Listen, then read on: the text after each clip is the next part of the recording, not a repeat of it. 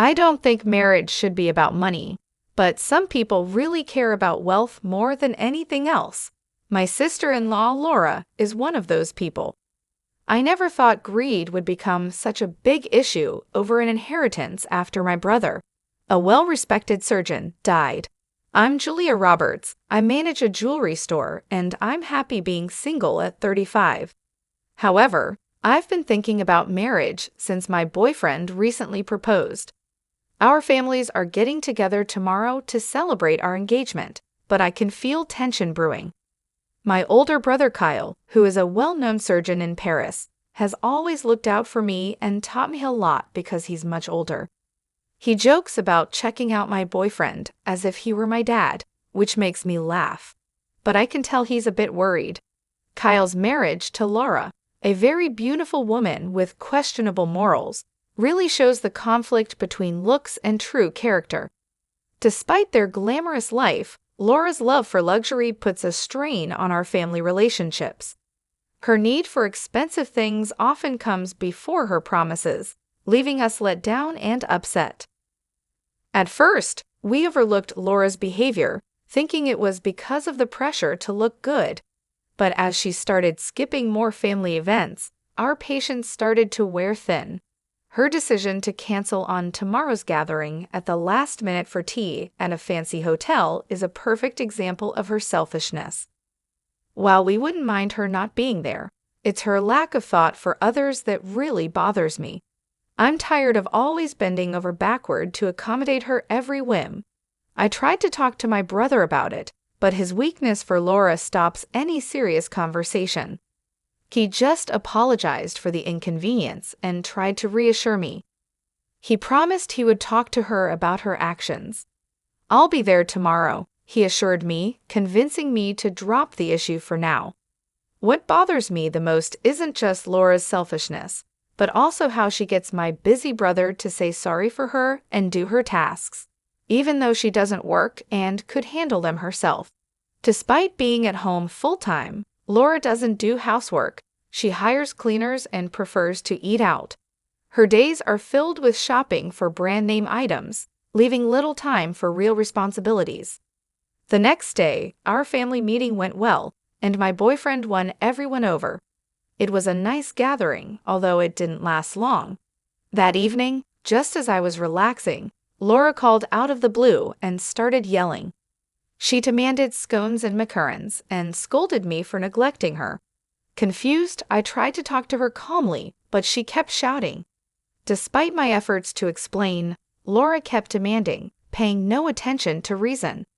She even demanded a souvenir from the hotel and had so many other unreasonable expectations that left me both puzzled and tired. What should have been a happy evening ended with me feeling exhausted and annoyed because of Laura's unreasonable demands and outbursts. I wondered how Kyle managed to find peace in his daily life with Laura's constant mood swings. What made him marry her in the first place? While her beauty was obvious, her self-centered nature was off-putting. I thought maybe she was spoiled because of her looks. I was worried for Kyle, but I knew I shouldn't interfere with his marriage. It was his choice, after all, and he had always respected my choices too. The next day at the jewelry store where I work, I saw Laura outside, walking arm in arm with a man around her age, probably in his late 30s. They were chatting comfortably as they came into the store. I paused before going over to them. Laura acted like nothing was wrong when she saw me, which made me even more uncomfortable. When I asked about the man with her, Laura said he was just an old friend from her modeling days. Still, seeing them together, especially since she's married, made me feel uneasy. As Laura looked at the jewelry, she boldly asked if she could get an employee discount, seemingly unaware that this was inappropriate. I calmly told her we don't offer such discounts. Honestly, I didn't like the idea of her friend buying things for her, and she seemed slightly annoyed when I told her the discount wasn't available. Laura picked out some items and left, leaving the man to pay the bill. This made me wonder about their relationship. That evening, I decided to talk to Kyle about what I saw, but when I called him, he seemed really down. "Kyle, what's wrong?" I asked, noticing he was upset. I had my suspicions about Laura, but I didn't mention them. When I tried to talk about my upcoming wedding, Kyle seemed distracted by his own thoughts. He talked about saving for our wedding next year and invited me over, but didn't say much about Laura. His uncertainty made me curious. Although I tried to discuss the wedding details, Kyle was non-committal and ended the call abruptly, asking me to meet at our parents' house without explaining why. Maybe he wasn't feeling well. Kyle, a dedicated surgeon, often puts other people's needs before his own health, and this tendency of his to ignore his own health worries me, despite his jokes about the risks of his job. I couldn't stop thinking that his non-stop work schedule was wearing him down. I doubted that Laura, with her self-centered attitude, could give him the support he needed. Kyle sent an email later outlining the plan for a gathering at our parents' house. When I got there, I was shocked to see how pale and worn out he looked, worse than ever before. I asked him how he was, but he just gave me vague answers about being busy with work. Finally, I gathered the courage to talk about Laura's recent actions. I told him about her visit to my store with a young man and wondered aloud if she was deceiving him again. Laura's past actions had always worried me, and I couldn't overlook them any longer. "I've been too busy with work to pay much attention to her," my brother confessed. Our parents were upset by her absence at the gathering, which gave me a chance to bring up my concerns. When I asked Kyle about Laura's absence, he said solemnly, "Laura isn't here today, which is why I asked you all to come. I have a favor to ask." With a serious look, Kyle shared some shocking news. Despite our shock, he stood firm, leaving us stunned. 5 months later, tragedy struck as my brother died from stomach cancer, a result of constant stress and overwork. It was a harsh truth to face. Despite his commitment to saving others, he had neglected his own health. He had started to see signs and went through tough tests that confirmed his illness. We wished he had told us sooner. Tears flowed at his funeral, surrounded by a deep feeling of loss. I remembered all the ways Kyle had supported me during my early challenges. His death before he even turned 20 left us overwhelmed with grief. Yet during our mourning, Laura's actions were glaringly obvious. She wore a flashy necklace to the funeral, a gift from another man, showing no respect for the solemn occasion. Her insensitive behavior was unbearable. Overcome with anger, I confronted her. "Why are you wearing that?" I asked, my voice shaking. "Don't you realize how much my brother cared for you?" Laura just smiled, seemingly untouched by the seriousness of the situation. "I know," she replied carelessly. "It's just how the world works. If you're so unhappy, why did you marry me?" Her harsh words really hurt, and I had to hold back my anger in front of my brother, our parents, and the others. It was clear that Laura didn't care about my brother's memory at all. Her selfish behavior and her careless talk about their marriage and waiting for her inheritance made me furious. Before I knew it, I almost slapped her, but a man by her side caught my hand. He then introduced himself as a nurse who had worked with Kyle and was here to look after me at Kyle's request. I was confused and trying to understand everything going on. Despite the sadness of the funeral, hearing the laughter of the nurses and doctors, who were Kyle's colleagues, brought me a moment of comfort amidst the chaos. I turned to the nurse who had stopped me during the laughter for some clarity. His reply was straightforward. "Did the doctor leave any inheritance behind? Your family should know."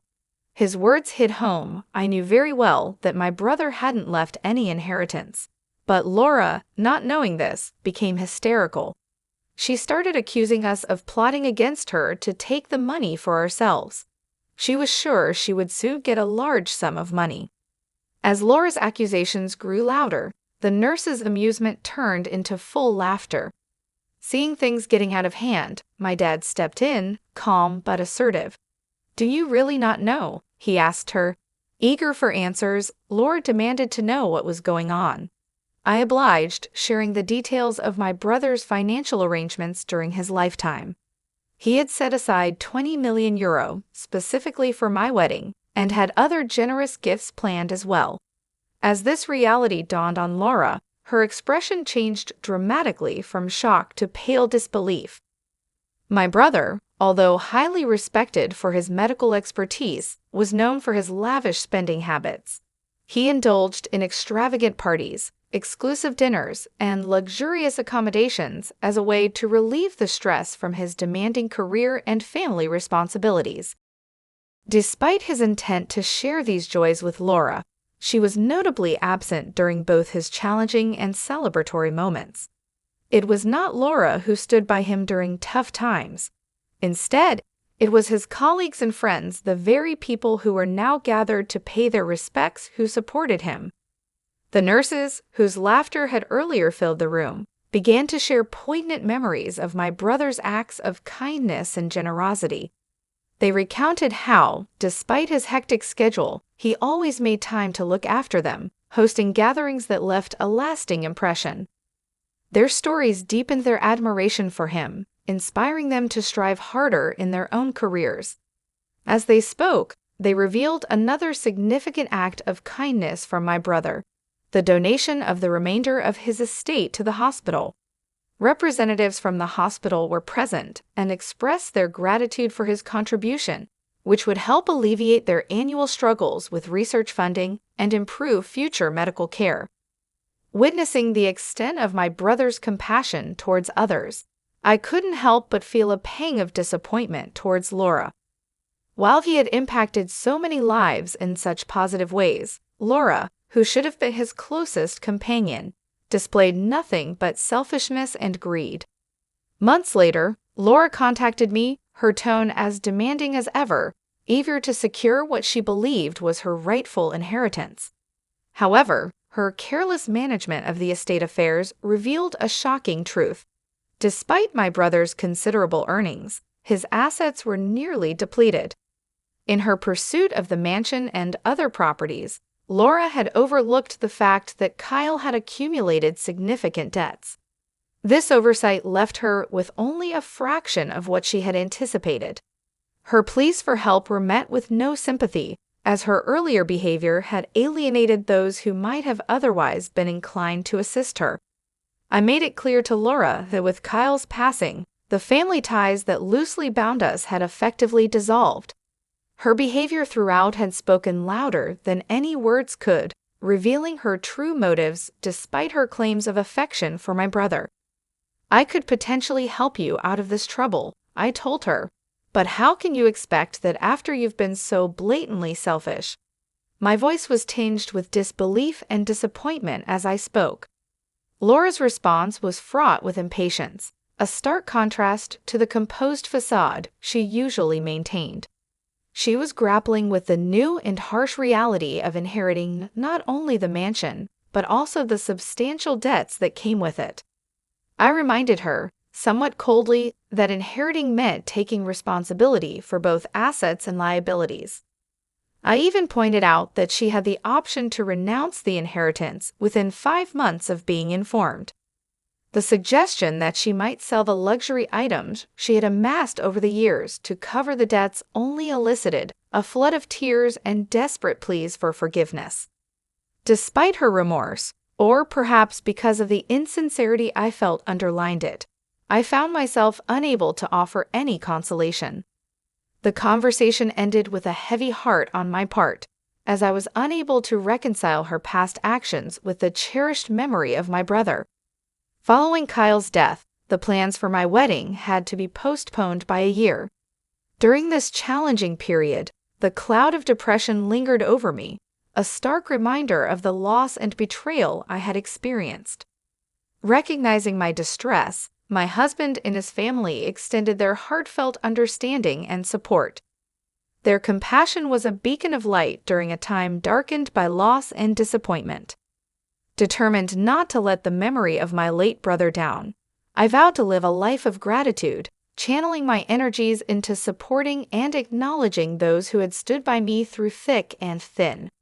When the wedding finally took place, it was not just a celebration of union, but also a tribute to Kyle's lasting impact on those around him. His popularity and the respect he commanded among his colleagues became poignantly evident as many of them visited his grave to pay their respects. They shared stories of his generosity and kindness, especially towards his coworkers, further cementing his legacy as a man who had genuinely cared for others beyond the confines of family and personal gain. Through these reflections and tributes, the wedding became a dual ceremony of love and remembrance, intertwining my new beginning with the honoring of a life that, while tragically cut short, had profoundly touched many. This convergence of joy and sorrow underscored the complexities of life and the enduring influence of genuine connections forged in both joyous and challenging times. I was always concerned that my brother's generosity might make him vulnerable to those looking to exploit his kind nature. However, the overwhelming support from friends and colleagues after his passing reassured me that his goodwill had been genuinely appreciated, not taken advantage of. Meanwhile, news about Laura's decline began to circulate within the jewelry industry and among our social circles. Known for her lavish lifestyle and a series of questionable relationships, she painted a stark contrast to my brother's legacy of generosity and integrity. Laura, who had once lived in luxury, was now forced to sell her opulent mansion due to her unsustainable spending habits and the mountain of debt she had accumulated over the years. Now, she found herself living in modest accommodations, a far cry from the grandeur she was accustomed to. Her financial downfall was a topic of quiet discussion and served as a cautionary tale about the perils of living beyond one's means. Reflecting on Laura's misfortunes, I couldn't help but feel vindicated in my long-held belief that marrying for money was a fundamentally flawed motivation. It was clear that Laura's priorities had led her to a lonely and challenging path, whereas my brother's focus on kindness and giving had earned him lasting respect and love from those around him.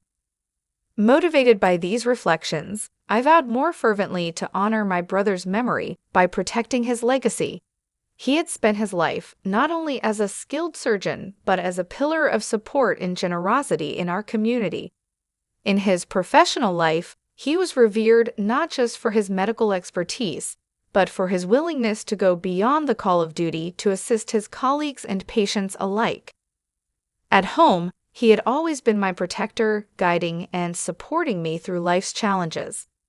Determined to keep his spirit alive, I engaged more actively in community service and charity work, areas my brother was passionate about. I organized fundraisers and volunteered at the hospital where he had worked, helping to fund the programs he had started or supported. These efforts brought me a sense of closeness to him, a feeling that I was continuing his work in some way. Moreover, I took steps to ensure that the stories of his kindness and generosity were remembered and celebrated. I shared these stories at community gatherings and on social media, ensuring that his legacy would inspire others as much as it inspired me. The positive responses from people who had been touched by my brother's life encouraged me to keep sharing and celebrating his life. In doing so, I found a profound sense of purpose. While Laura's life seemed to spiral into chaos as a result of her choices, I found strength and fulfillment in upholding the values my brother had taught me. This contrast between our paths was a stark reminder of the different outcomes that result from our life choices. By choosing to embody my brother's principles of generosity and support, I not only honored his memory, but also enriched my own life, making it fuller and more meaningful. Through these actions, I not only kept my brother's memory alive, but also ensured that his legacy of kindness and selflessness continued to impact the community, proving that the values he lived by were his true lasting wealth.